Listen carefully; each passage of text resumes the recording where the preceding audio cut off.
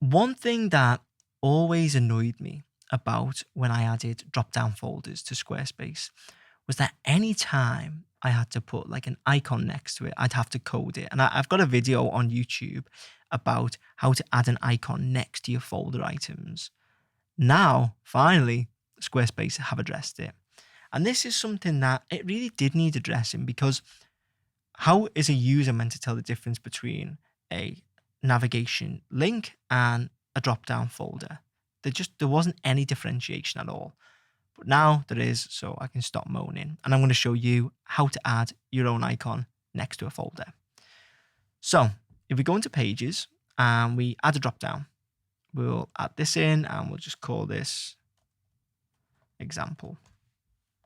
You don't do any changes in here. What you have to do, you have to go into the header itself. So click edit on the page, edit site header, and then you're going to go into, you're going to click into navigation. In navigation, you're going to click design and you're going to have drop down icon here. So you click on this.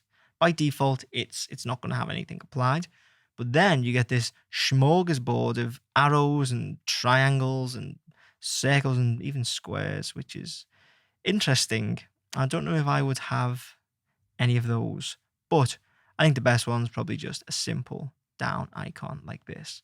So, pick whatever you want, hit save, exit, and now it's obvious what the drop down folder is. And what's nice is let's put some stuff in it so you can see how it acts.